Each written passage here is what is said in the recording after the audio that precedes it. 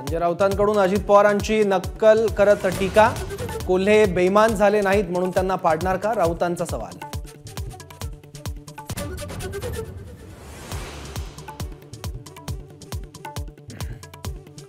2024 मध्ये मोदी पुन्हा पंतप्रधान होणार, संजय राऊतांचं वक्तव्य।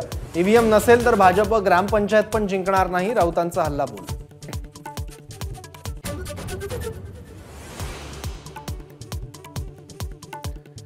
राज्यात एक फूल दोन डबल फूलचं सरकार, मंत्रिमंडळाचा तिढा सोडवण्यासाठी सारखी दिल्लीवारी। शेतकऱ्यांच्या प्रश्नासाठी दिल्लीवारी का नाही, कोल्हेंचा सवाल।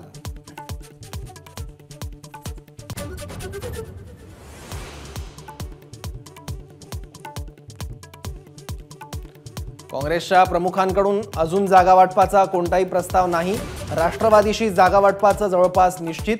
वंचितबाबत येत्या 2 दिवसात निर्णय, उद्धव ठाकरेंचं स्पष्टीकरण।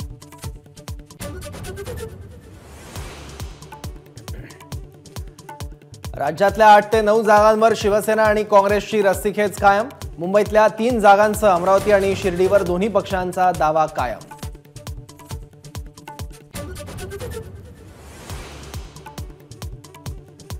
महायुतीच्या जागा वाटपाची प्राथमिक चर्चा महाराष्ट्रात होणार, त्यानंतर दिल्लीतले पक्षश्रेष्ठी जागा वाटपाला हिरवा कंदील दाखवणार।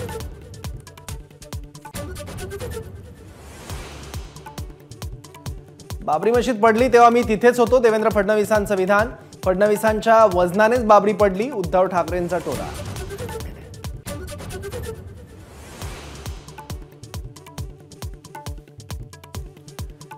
राम मंदिर सोहळ्याचं निमंत्रण अजून आलेलं नाही, रामलला सर्वांचा मनात येईल तेव्हा अयोध्येत जाईन, उद्धव ठाकरेंचं स्पष्टीकरण।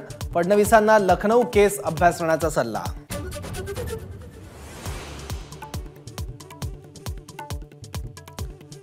पंतप्रधान मोदींच्या हस्ते अयोध्याधाम रेल्वे स्टेशनचं लोकार्पण, तर देशभरातील 6 वंदे भारत आणि 2 अमृत भारत ट्रेन्सना हिरवा कंदील।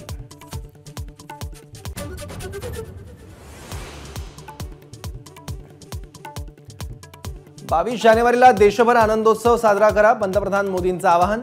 मकर संक्रांतीला सर्व तीर्थस्थळांवर स्वच्छता मोहीम राबवण्याची घोषणा।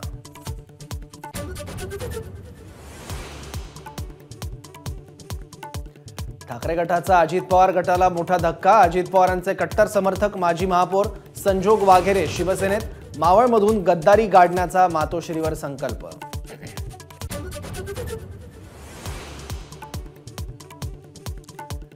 नागपूर बँक घोटाळ्याप्रकरणी माजी मंत्री सुनील केदार यांना मोठा धक्का, केदार यांचा जामीन अर्ज कोर्टाने फेटाळला।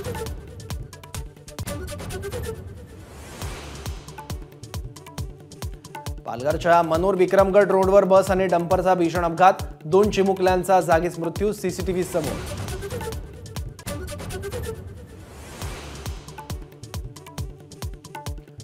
मुंबईत मालमत्ता करामध्ये कुठलीही वाढ नाही, मुंबई महापालिका आयुक्त इक्बाल सिंग चहल यांचं स्पष्टीकरण।